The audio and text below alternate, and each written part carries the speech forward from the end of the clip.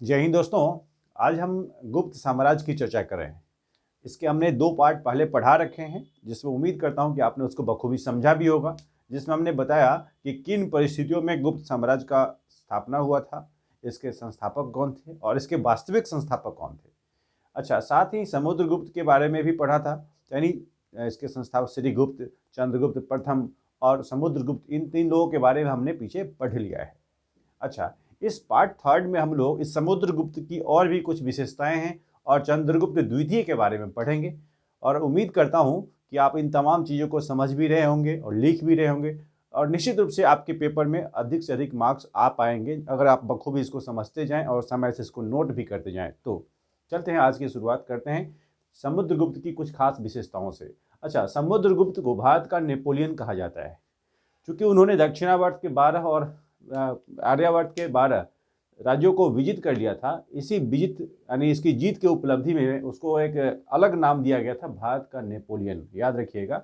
अच्छा, इसमें पढ़ते हैं समुद्रगुप्त की कुछ खास विशेषताएं भी थी। वह क्या थी, जिससे प्रश्न अधिकतर बनते हैं और हम इन्हीं पॉइंटों को ध्यान में रखते हैं और पढ़ते भी हैं। याद रखिए, समुद्रगुप्त की विशेषताएं। अच्छा, समुद्रगुप्त की विशेषता क्या होगी, जो उनमें गुण उपलब्ध होगा उसी को हम विशेषता के रूप में समझते हैं। याद कीजिए कि समुद्रगुप्त एक बहुत बड़ा विजेता था। अभी आपने सुना कि भारत का नेपोलियन कहा जाता था उन्हें। तो यह समुद्रगुप्त विशेषता में क्या होगा कि वह बहुत बड़ा विजेता था, यानी समुद्रगुप्त एक विजेता की संज्ञा दी गई थी उनको। एक वह कवि भी थे, यानी समुद्रगुप्त को खास नामों से जाना गया है। वह एक विजेता भी थे और एक कवि भी थे। कवि यानी कविता के प्रेमी भी थे, संगीतज्ञ भी थे। याद रखिए, संगीतज्ञ यानी विजेता थे, कवि थे, संगीतज्ञ थे तथा विद्या का संरक्षक। याद रखिएगा, विद्या का संरक्षक वही हो सकता है जो विद्या के महत्व को समझता होगा, यानी समुद्रगुप्त इस विद्या के महत्व को बखूबी समझते भी थे। यानी हम लोग पढ़ रहे हैं क्या, समुद्रगुप्त की विशेषताएं क्या थी। समुद्रगुप्त की विशेषता, सबसे पहले तो वह विजेता थे, जिनके कारण उन्हें भारत का नेपोलियन कहा गया। दूसरा कि वह कवि भी थे, वह यानी संगीतज्ञ भी थे और साथ में विद्या का संरक्षक भी थे। याद रख लेना है, इन तमाम उपलब्धियों के बारे में, समुद्रगुप्त के बारे में हमें याद रख लेना है। अच्छा, उनके सिक्कों पर यानी उनके समय में, उस शासनकाल में जो सिक्के चले थे, उस सिक्कों पर उन्हें बीना बजाते हुए दिखाया गया है। यह एक बहुत बात संकेत करता है, क्योंकि हम लोग चित्र के आधार पर भी महसूस करते हैं कि कोई चित्र किस तरह के मैसेज को कन्वे कर रहा है। तो उनके समय में जो सिक्के जारी हुए थे, उसमें उनको बीना बजाते हुए दिखाया गया है। यह निश्चित रूप से प्रकट करता है कि वह संगीत के प्रेमी थे, यानी समुद्रगुप्त के सिक्के पर उनको बीना बजाते हुए दिखाना यह उनके संगीत प्रेमी होने को भी प्रकट करता है। चलिए, अच्छा, उसके बाद उन्हें कविराज की संज्ञा दी गई। याद रखिए, कविराज, यह बहुत महत्वपूर्ण प्रश्न बनता है यहाँ पर कि समुद्रगुप्त को निम्नलिखित में से किसको कविराज कहा गया है। तो आपको याद रखना पड़ेगा, समुद्रगुप्त को कविराज कहा गया है। दूसरा, किनके सिक्कों पर उन्हें बीना बजाते हुए दिखाया गया है। समुद्रगुप्त को बीना बजाते हुए दिखाया गया है। इस तरह से आप याद कर सकते हैं कि इन मुद्दों को समझ लीजिए, आप याद कीजिए, ताकि इनसे जो प्रश्न बनते हैं, निश्चित बनते हैं, उनको आप सॉल्व कर पाएँ। चलिए, अच्छा, और भी बात है क्या इसमें, समुद्रगुप्त को कुछ और भी उपाधियां दी गई थी। वह कौन कौन सी उपाधियां थी, जरा इसके बारे में समझेंगे।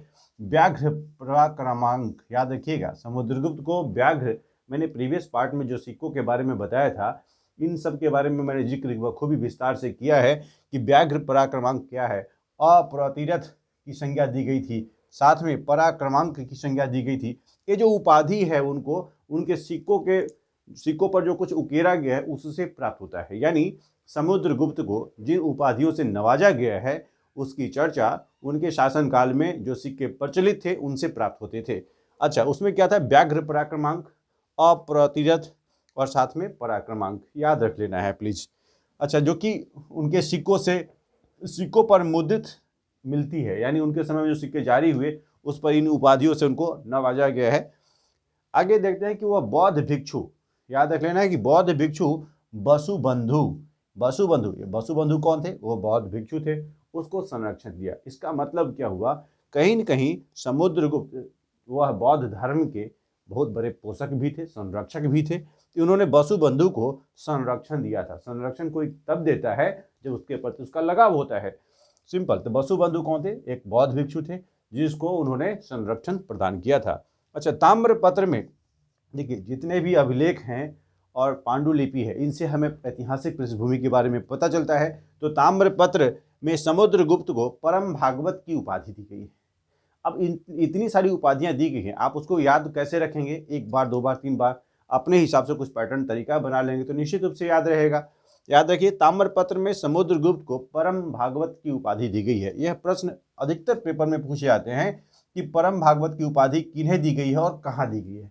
तो समुद्रगुप्त को दी गई है, और ताम्रपत्र में जो उकेरा गया है, ताम्रपत्र मतलब तांबे के प्लेट पर जो कुछ अंकित किया गया है, उस पर स्पष्ट रूप से लिखा गया है कि समुद्रगुप्त परम भागवत की उपाधि उनको प्रदान की गई। चलिए आगे, श्रीलंका के शासक मेघवर्ण, श्रीलंका के, आपको पता है श्रीलंका में बौद्ध धर्म प्रचलित है, तो श्रीलंका के शासक मेघवर्ण ने समुद्रगुप्त से एक परमिशन लिया था कि हम गया में एक बौद्ध मंदिर का निर्माण करवाना चाहते हैं, बौद्ध विहार का निर्माण करवाना चाहते हैं।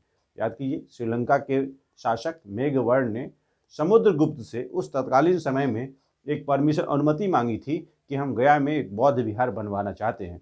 अंतोगत्वा समुद्रगुप्त ने उन्हें अनुमति दे देते हैं, और देने के बाद वही बौद्ध विहार आगे चल करके एक विशाल बौद्ध विहार के रूप में विकसित होता है। बौद्ध मठ जो है वो बहुत ही विशाल बौद्ध विहार के रूप में विकसित हुआ। कहाँ में? गया में। अच्छा, इससे प्रश्न क्या बन सकता है कि गया में बौद्ध मठ बनवाने की अनुमति समुद्रगुप्त से किसने ली थी? कहाँ के शासक ने ली थी? श्रीलंका के शासक ने ली थी, उनका नाम था मेघवर्ण। समुद्रगुप्त से गया में बौद्ध विहार, बौद्ध मठ बनाने की अनुमति मांगी थी। समुद्रगुप्त ने उन्हें अनुमति भी प्रदान कर दी, जो आगे चलकर विशाल बौद्ध विहार के रूप में विकसित हुआ है। उम्मीद करता हूँ इन तमाम चीज़ों को आप समझ गए होंगे। एक बार फिर से रिकॉल कर लेते हैं। समुद्रगुप्त को विजेता भी कहा गया है, कवि भी कहा गया है, संगीतज्ञ भी कहा गया है, और विद्या का संरक्षक या पोषक भी कहा गया है। समुद्रगुप्त को उनके सिक्कों पर बीना बजाते हुए भी दिखाया गया है। समुद्रगुप्त को कविराज की उपाधि भी दी गई है।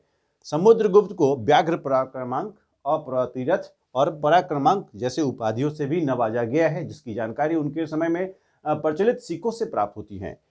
बौद्ध भिक्षु वसुबंधु या वसुमित्र बोले आप, वसुबंधु को संरक्षण दिया था। इससे उनके बौद्ध धर्म के प्रति लगाव का संकेत मिलता है। अच्छा, उन्हें ताम्रपत्र पर जो कुछ उनके बारे में विशेष चर्चा की गई है, जिसमें उसे परम भागवत की उपाधि दी गई है। याद रखिएगा, परम भागवत। श्रीलंका के शासक मेघवर्ण ने गया में बौद्ध मठ बनवाने की अनुमति समुद्रगुप्त से मांगी थी, जिसमें समुद्रगुप्त ने अनुमति दे भी दी, और जो आगे चल करके एक प्रसिद्ध बौद्ध विहार के रूप में विकसित हुआ। तो इन तमाम चीज़ों को आप समझ गए भी होंगे, और इससे प्रश्न जो बनेंगे आप उसको बखूबी आप सॉल्व कर पाएंगे। चलते हैं, अगली बारी चंद्रगुप्त द्वितीय की है।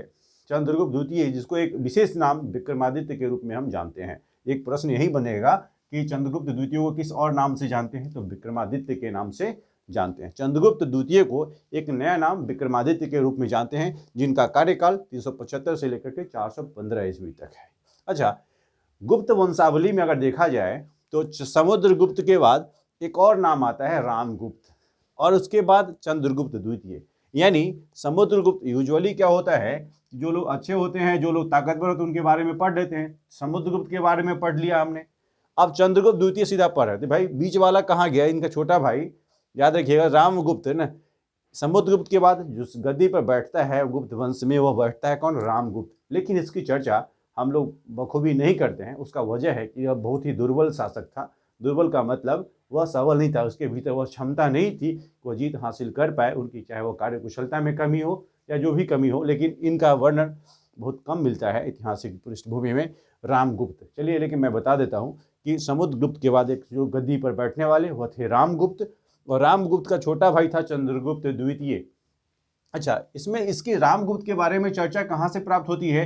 तो विशाखदत्त ने एक पुस्तक, नाटक लिखी थी, वह नाम था देवी चंद्रगुप्तम। याद रखिएगा, विशाखदत्त कृत देवी चंद्रगुप्तम से रामगुप्त के बारे में जानकारी प्राप्त होती है। यह एक नाटक है, याद रखिएगा, यह एक नाटक है जिसमें देवी चंद्रगुप्तम में यह पता होता है, यानी जानकारी प्राप्त होती है कि रामगुप्त शक से पराजित हो जाते हैं, शकों से हार जाते हैं, और हारने के उपरांत अपने पत्नी को भी देने को तैयार हो जाते हैं। यानी वह शक से हार जाता है, कौन? रामगुप्त, और पत्नी को भी समर्पित करने को तैयार हो जाता है, क्योंकि ऐसा प्रॉमिस किया होगा। चलिए, चंद्रगुप्त द्वितीय ने, अब इसके बाद बारी आती है चंद्रगुप्त द्वितीय की, क्योंकि यह तो इनका सरेंडर हो गया बात, तो इसके बाद बारी आती है इनके छोटे भाई चंद्रगुप्त द्वितीय की, जो कि बहुत ही शक्तिशाली था। चंद्रगुप्त द्वितीय ने शकों को पराजित किया। एक तरफ रामगुप्त शक से हार जाते हैं, जबकि उनके छोटे भाई चंद्रगुप्त द्वितीय शक को पराजित कर देते हैं और रामगुप्त की विधवा पत्नी से विवाह कर लिया। किसने? चंद्रगुप्त द्वितीय ने। याद कर लेना है। अब इसकी जानकारी आप निश्चित रूप से समझ गए होंगे कि रामगुप्त दुर्बल थे, तो उनका स्थिति बहुत ही सामान्य रहा और उनके शकों से हारने के उपरांत जो स्थिति बनी थी उस पर विजय हासिल करने को तैयार कौन हुए? चंद्रगुप्त द्वितीय, जिनको हम विक्रमादित्य के नाम से जानते हैं, वो उनके छोटे भाई थे। अच्छा, मेहरौली में, कुतुब मीनार के पास में एक मेहरौली लौह स्तंभ आपने सुना भी होगा।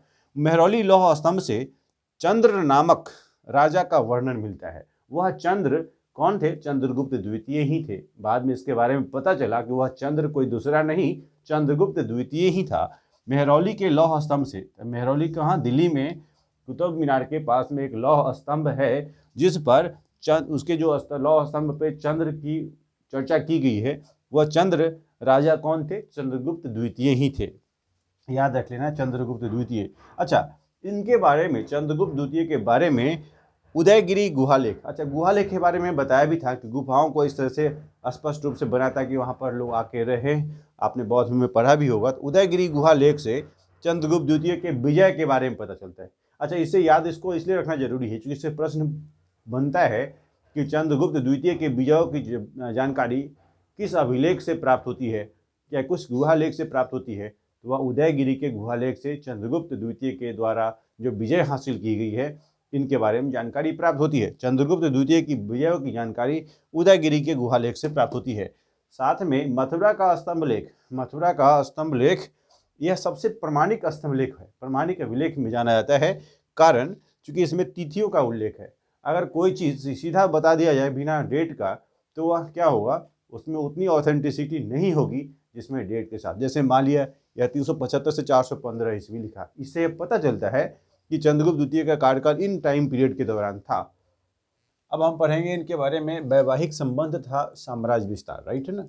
वैवाहिक संबंध था साम्राज्य विस्तार। आपने पढ़ा कि उन्होंने किस तरह से रामगुप्त के बाद शकों को पराजित करके अपनी बागडोर संभाली और उनके विधवा से विवाह किया, और किस तरह से उन्होंने इस प्रतिकूल स्थिति में भी अपने आप को संभाला और साम्राज्य का विस्तार किया। इस विस्तार के पीछे वजह थी दो नीतियाँ, याद रखिएगा उनका। एक पहला तो वैवाहिक संबंध। वैवाहिक संबंध, उन्होंने अपने साम्राज्य विस्तार के लिए एक नया माध्यम चुना था, विवाह करके संबंध स्थापित करना और उनके साम्राज्य को अपने क्षेत्र में विजित कर लेना। तो एक वैवाहिक संबंध जो था वह साम्राज्य विस्तार का एक माध्यम बना था। याद रखिए, नाग वंश की जो राजकुमारी थी, कुबेर नागा के साथ विवाह करके, याद रखिए नाग राजकुमारी कौन? कुबेर नागा, याद रख लेना है। कुबेर नागा के साथ विवाह करके नाग वंश के साथ संबंध स्थापित किया। किसने? चंद्रगुप्त द्वितीय ने कुबेर नागा के साथ, कुबेर नागा कौन थी? नाग राजकुमारी थी, नाग वंश की राजकुमारी। कुबेर नागा के साथ विवाह करके नाग वंश के साथ क्या किया? संबंध स्थापित किया। बाद में अपनी पुत्री प्रभावती का विवाह वाकाटक वंश के राजा रुद्रसेन द्वितीय से किया था। यानी उनका मकसद था साम्राज्य विस्तार, लेकिन साम्राज्य विस्तार के लिए उन्होंने विवाह नीति को अपनाया था। चंद्रगुप्त द्वितीय ने विवाह नीति को अपना करके अपने साम्राज्य का विस्तार किया। यह बात समझने की है। और किन से किया आप समझ ही पा रहे हैं। अच्छा, उन्होंने अपने पुत्र कुमार गुप्त, बेटी के बारे में समझ गए आप, प्रभावती गुप्ता की शादी करवा दिया रुद्रसेन द्वितीय से। रुद्रसेन द्वितीय से वाकाटक वंश से संबंधित हैं। और अपने पुत्र कुमार गुप्त प्रथम का विवाह जो है वह कदम्ब शासक काकुत्स्वर्मन की पुत्री से किया था। यानी अपनी पुत्री का और पुत्र का विवाह स्थापित करके, संबंध स्थापित करके उन्होंने अपने साम्राज्य का विस्तार किया था। इस पैराग्राफ से आप इतना तो समझ सकते हैं कि चंद्रगुप्त द्वितीय ने किस तरह से साम्राज्य का विस्तार किया, तो उन्होंने विवाह नीति को अपनाया था। चलिए अगले मुद्दे पे हैं। चंद्रगुप्त द्वितीय को अब जब साम्राज्य विस्तार किया तो पश्चिमी समुद्र तट मिला, याद किए, उन्होंने इस क्षेत्र को अपने में मिलाया। पश्चिमी समुद्र तट जो व्यापार और वाणिज्य के लिए, वाणिज्य और व्यापार के लिए बहुत ही प्रसिद्ध था। मकसद साम्राज्य विस्तार भी था, साथ में व्यापार और वाणिज्य में भी अपनी स्थिति उन्नत करनी थी।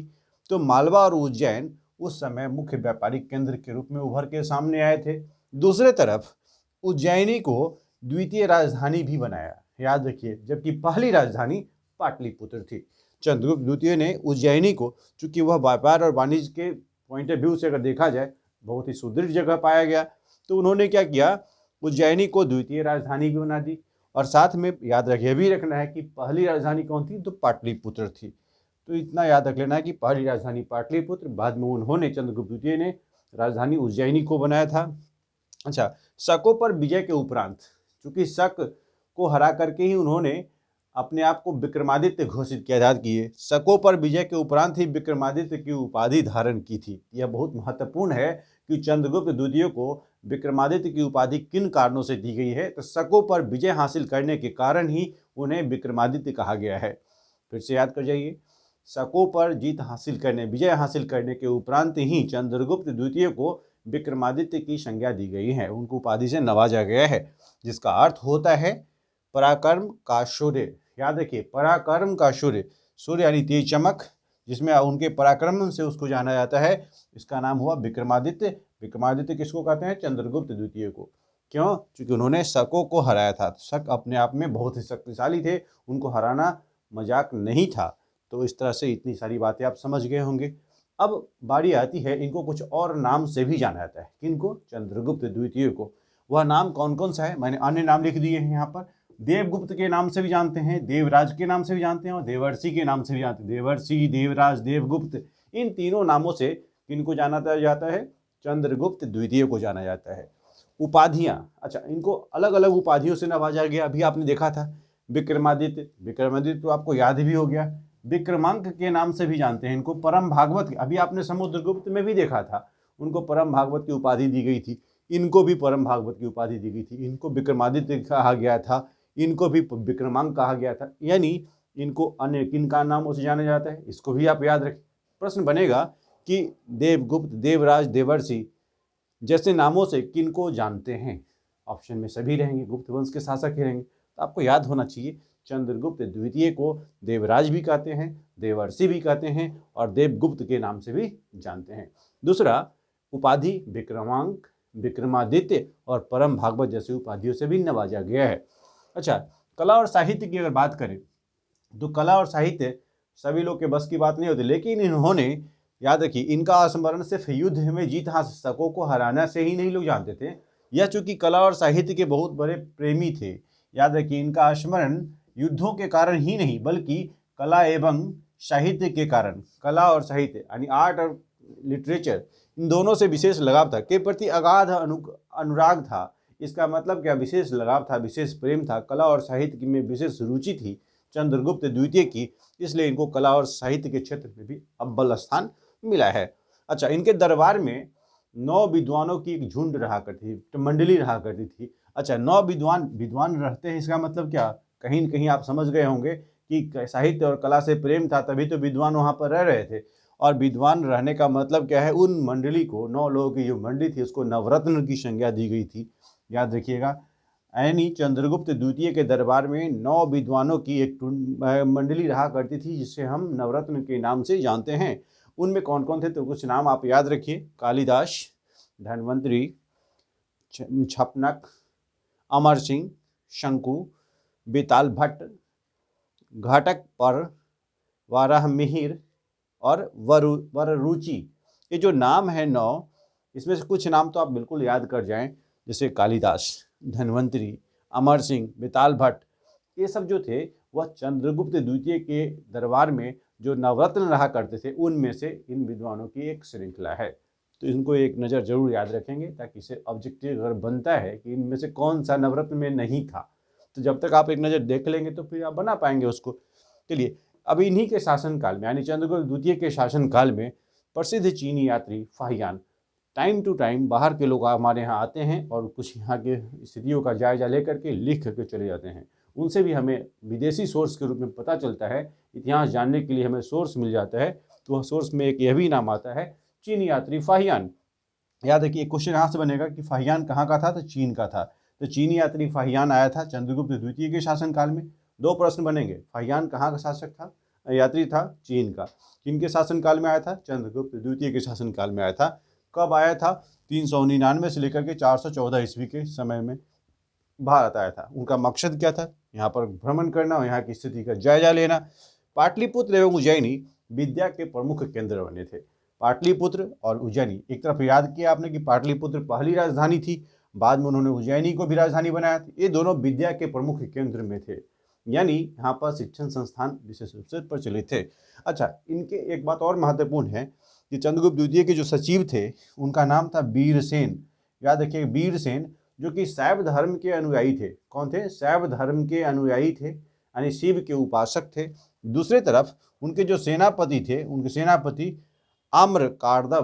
आम्रकार्दव यह बौद्ध अनुयायी थे। अब ध्यान रखना है कि यह सचिव जो था जो शैव अनुयायी था, जबकि सेनापति आम्रकार्दव बौद्ध अनुयायी था। एक बात और भी याद रख लेना है कि ब्राह्मण धर्म का चरमोत्कर्ष इन्हीं चंद्रगुप्त द्वितीय के शासनकाल में हुआ था। उम्मीद करता हूं कि इन तमाम चीज़ों को समझ करके इस चैप्टर से आने वाले सभी वस्तुनिष्ठ और साथ में एक वस्तुनिष्ठ के साथ साथ और भी जानकारी प्राप्त कर पाए होंगे। Thank you so much, you have to keep watching.